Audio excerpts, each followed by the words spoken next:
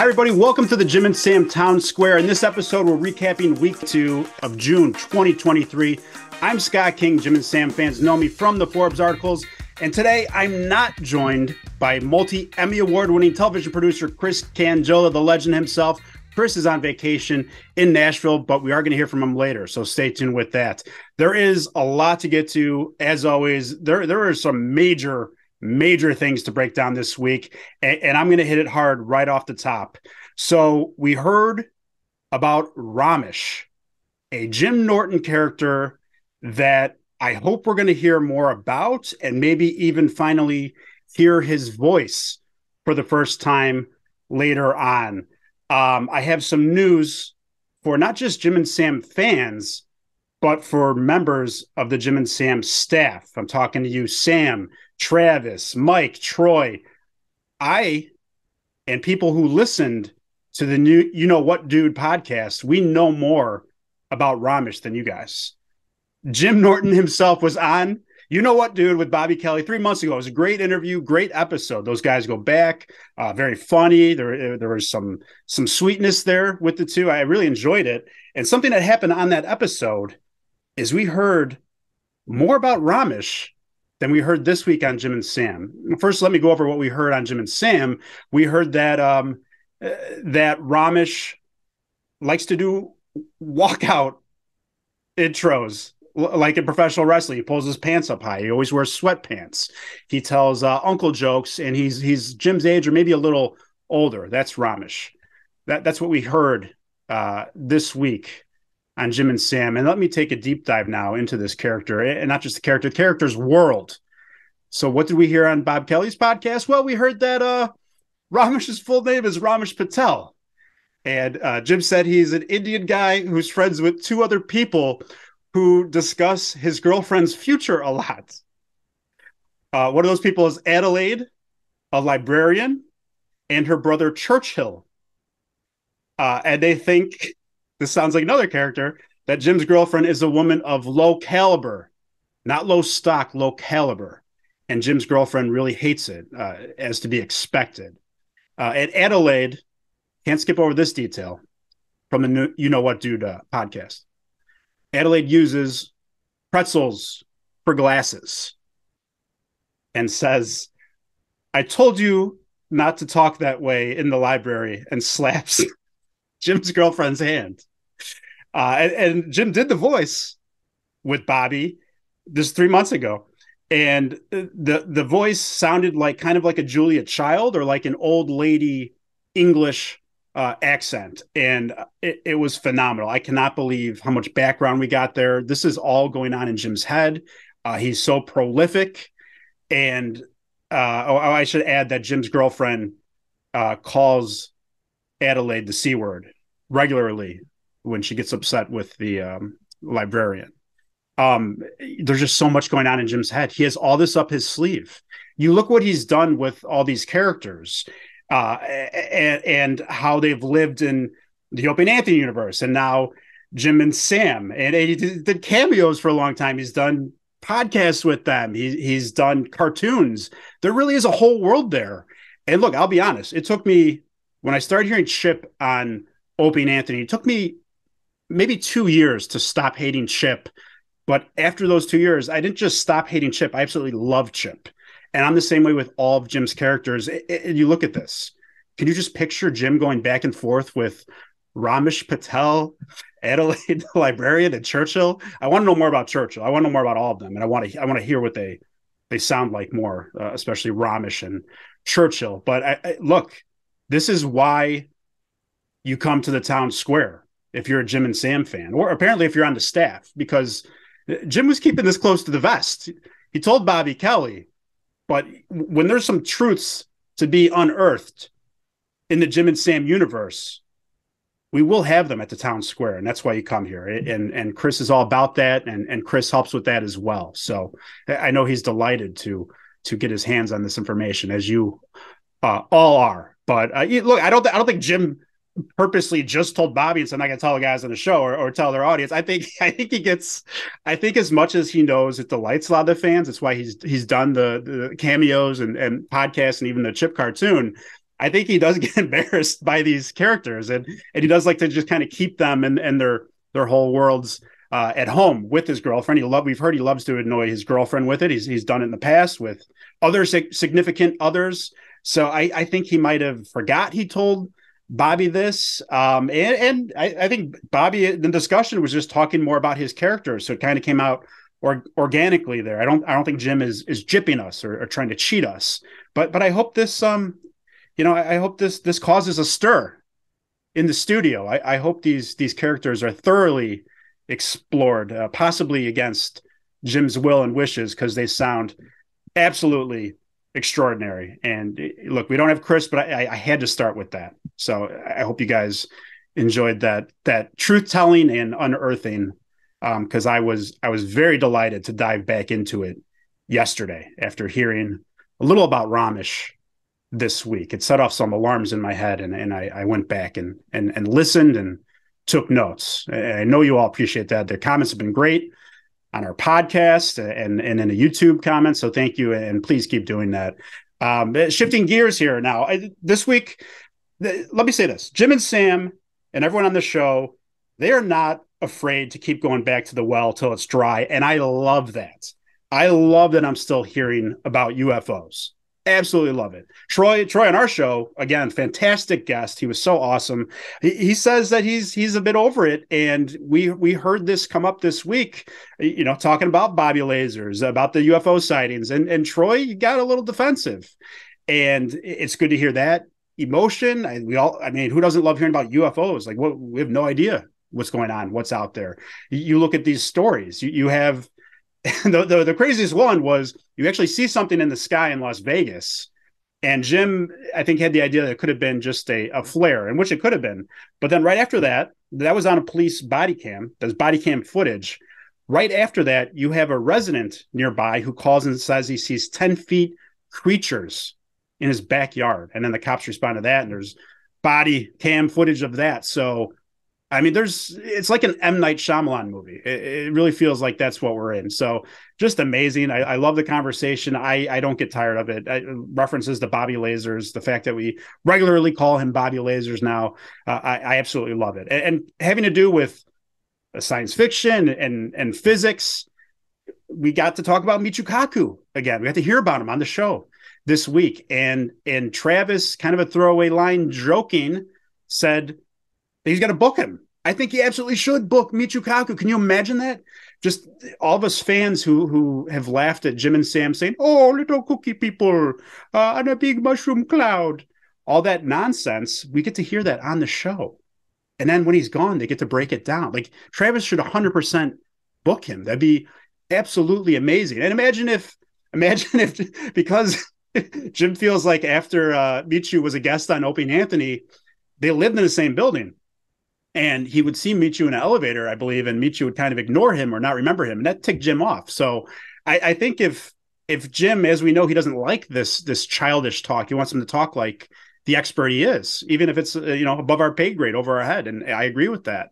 So if he's kind of getting under Jim's skin a little bit with perhaps not acknowledging him or talking in a very childish manner, imagine Jim getting a little hot under the collar in that interview in studio. That would be amazing. Imagine if Troy doesn't like how he's being talked to, if Troy jumps in and addresses him or just doesn't like what he's thrown out there. I mean, that could be segment of the year or guest of the year. So I'd love to see Michio Kaku on the show. I think he would, I think he'd be available. This is the Zoom era. I mean, he's in New York. Apparently, if he's home, he's in New York. So I'd love to see him on the show. A caller I would like to see on the show more, and this is going to be polarizing, so I'm sorry if I offend you, but someone that I have now branded, I don't know if he's called before, so let me know if you think he has, but someone I've branded Ed the Maniac. A lot of, kind of over-the-top religious points he was making when he called into the show. It's very possible he is the best awful caller already in Jim and Sam history, in my humble opinion. Excuse me, horrible caller. Right off the bat, you can tell me he's judging Jim. That's not going to fly with us here in the town square or any of you fans and judging Jim's lifestyle, really, really odd, really kind of a guy who sounded off. And if you're going to call, no matter what the topic is, if you're going to call and be all emotional and irrational, Jim Norton is the last person on earth you should talk to. He can fire out the most damaging yet hilarious lines ever in a half second. And also, he is a, no pun intended, master debater. He can be so calm, he make brilliant points, and also, he's not married to practically anything that you could argue about. He is willing to have his mind changed, but you have to change it. So, I mean, good luck when you have a maniac like that calling up and trying to judge Jimmy. It's not gonna go well. I thought Sam did a great job of handling it too. He just kind of let Jim go, and also would kind of jump in and throw a line in here and there to make fun of the man I call Ed the Maniac. So great job with that call. Again, awful caller, great radio. I really enjoyed that break with Ed the Maniac. Jim got booked on the bonfire. There has been, I love how much of a controversial figure Bob Kelly is becoming these days. First we have the incidents, I'll say, with Ramesh Patel. And now, as talked about before, there's this whole bonfire thing where I think it was within the last couple of months, Bobby gets hired on the bonfire after Danny Fizzlestick's soda machine repairman leaves, and he's there. And Jim's not kept it secret that he hasn't been asked to be on the bonfire prior to Bobby joining that program. So he finally gets the invite from Bobby, but it was to do a very specific bit. And Jim naturally is like, well, okay, well, there's something happening with that bit. He's like, well, why don't, okay, like, well, I'm still here. I can come on. And this came up when Paul Verzi was in studio and they were talking about his Bone to Pick podcast he has with Bob Kelly. So that was kind of thrown around there. Jim, it was known that Jim was not happy that he just couldn't come on, wasn't asked to come on another time. Bobby assured him he's always welcome. They're old friends, of course. But Jim didn't like how that was handled. He let everybody know about it. And what happens Tuesday? Jim was going to record that very bit for the bonfire. We hear it involves a trans woman. No surprise there. Again, Jim's lifestyle, more power to him.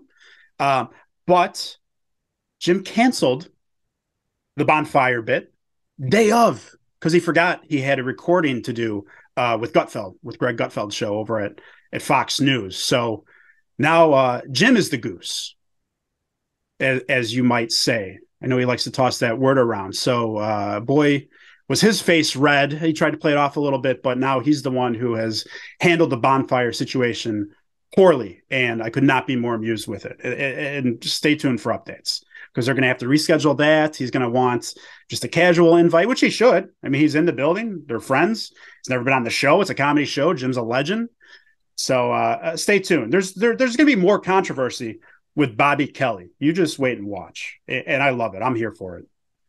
We got some great stuff from Sam. Sam opened up a bit this week. We heard that Sam, the reason for him taking HGH specifically, I don't know if we heard numbers and measurements before from the family doctor. I'd love to have a name and possibly an image of this doctor now. But Sam was only going to be 4'11" before taking HGH. And now, after taking it, going through all that, he's at a proud 5'9", 5'10" with shoes on, as he likes to point out to other adults, we heard. So good on Sammy there.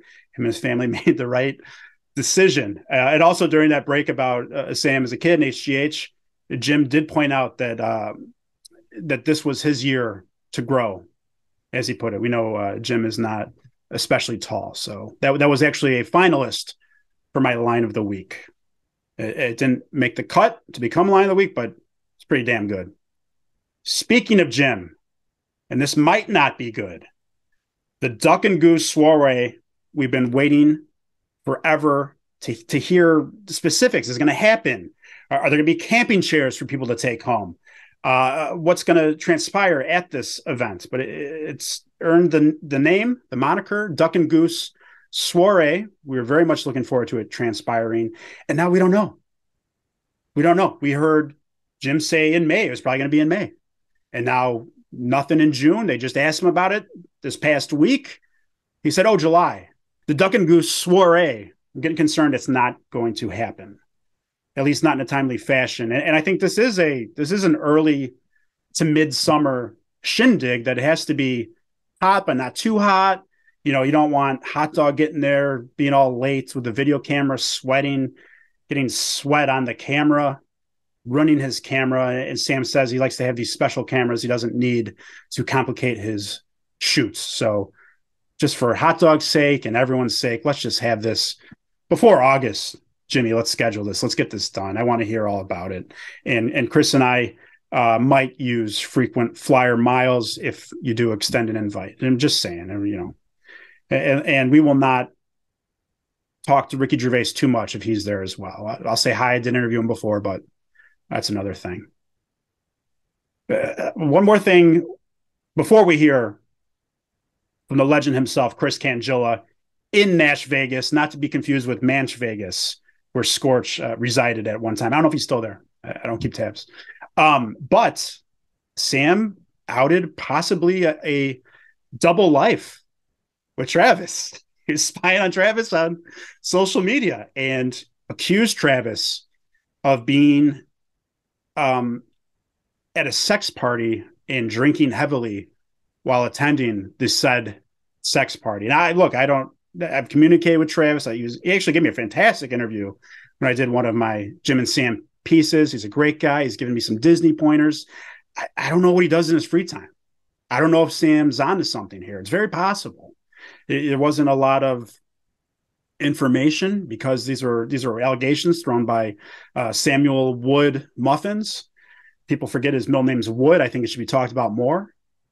But Sam alleged, I think with the help of Jimmy, that it was possible at this drinking and sex party that Travis allegedly may have been at, that Matt Biggins may have tried to impregnate him. And that's neither here nor there. I wasn't there. I don't know. I'm telling you guys, I'm bringing everything to town square. That's what I hear. And I got to dissect it for you guys who have been very kind to Chris and myself. So thank you again for that. And with that said, drum roll, something. We need something for this guy. The legend himself, multi-Emmy award-winning television producer, Chris Cangilla. Hey, thanks, Scott. Yeah, I'm out here golfing in Nashville with my son. And tonight, we're going to go celebrate my daughter's 21st birthday on Broadway, seeing the sights and sounds, and of course, getting some good food. You know, I'm out here on the course, thinking about Jim and Sam and what a great week we had of episodes. And our introduction to Ramesh. I know you already talked a little bit about Ramesh, but I got to tell you, I'm looking for other guys around here, and some kind of do look like Ramesh. So I'm doing my best job of interpreting what would that be on the course. So let me show you my pants. Oh, so at least Ramesh is in here in Nashville, you know. So we're down here for my daughter's 21st birthday. We put a little something on the car on the way down, hopefully getting some drinks for her. Weird having a daughter who's 21, and of course my son who's 23, shooting this video for me. But it's a great family vacation in Nashville. It's fun to be in the Broadway area and walking around with everybody. My line of the week, on that and with that line of the week. And the thing is that Jim and Sam were talking, of course, about Tucker Carlson and the incredible money that he makes and what a huge figure that is. And Sam said, you know, I guess I need to make that kind of money. I need more people mad at me. And Jim said, he can't. Not a bad line of the week. All right, I'm going to go back and hang out with the family. And I'll see you in the town square next week. Thanks so much, Chris, for taking the time to talk to us all the way from Nashville. It was great to hear your thoughts on the show as always, man. And I can't wait till you're back on here doing this with me. It's harder to fill the time without our back and forth. You know, you're the best, and I think that. You know, our fans think that, and Jim and Sam, I know everyone there appreciates you. So thanks so much, man. Thanks for jumping on. And now we're going to keep going, everyone. Now that we talked to the man himself, more Jimmy antics. This one was just a gem. This was like too good to believe. Jim has a gig in New Hampshire this weekend. Again, it's the weekend. We like to keep you guys up to speed on the weekend. We're talking about what happened in the show during the past week. So Jim's in New Hampshire for gigs, or he's about to be there. And he has to make, in his own mind, he's making the 5-hour trip back to New York to water, not plants, singular, one plant. Jim is going to make the 5-hour drive back to water, not just any plant, not a plant that needs a lot of water, an orchid. That's right, an orchid. Right off the top of your head, you're saying, well, doesn't that just take an ice cube? Yes, it does. It does. It does. If anyone who knows a little bit about plants, everyone knows about the ice cube trick. And I dove a little deeper into that. I did some research, and an orchid needs just 3 ice cubes for an entire week to stay healthy.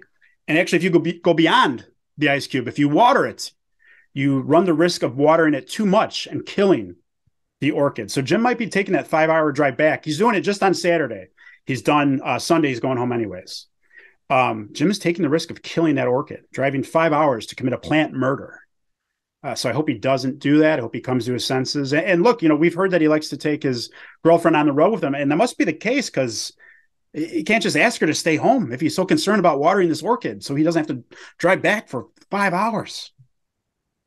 I mean, my goodness.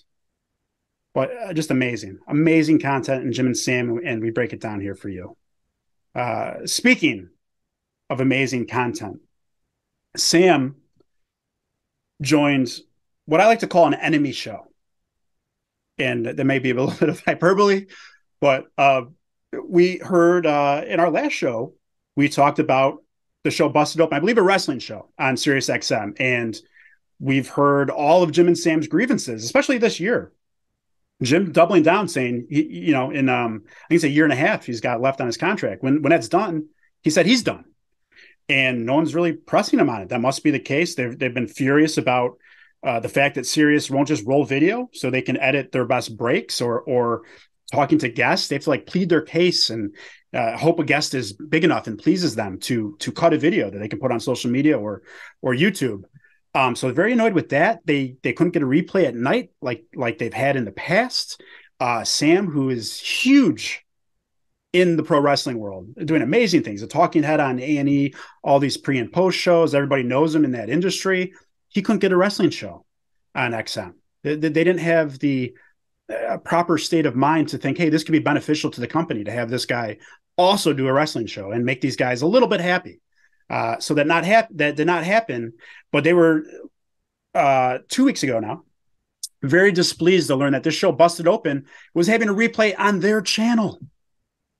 That kind of rubbing some salt in all those wounds. No. So what happens this week?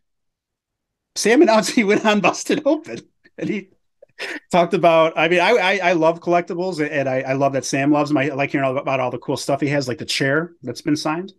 But he went on and talked about collectibles on Busted Open. And I think he got off pretty scot-free for that. I don't know. I'll let you guys decide. I'm keeping a slight eye on time without Chris here. I don't want to give him too much to sort through. Chris, big thanks to Chris. He's going to edit this while on vacation. That's what a total pro and great guy is. And I can't say that enough. So thanks to him again. Now that we talked about Sam's folly there, let's talk about best guest this week. We had some good ones, as we always do. And it's also good when there's no guests sometimes. The guys just talk because they're awesome at it. We had this week for guests, Mike Feeney, very funny. Carmen Lynch, very funny. I think she either lived in or came through Chicago. I think I saw her around when I was doing stand-up in Chicago and producing shows. But Carmen has a great career going, and she's very funny. Mike Ward, great to hear from him, a Canadian comedian, very well known in Canada. And Sean Donnelly, who seems like he's pretty friendly with Jimmy, very funny guy as well. So out of those, my best guess, I think, has to be Mike Ward. He was so interesting and compelling talking about all the lawsuits, I think the defamation suits that he's been kind of having to fight off. It sound very unfair.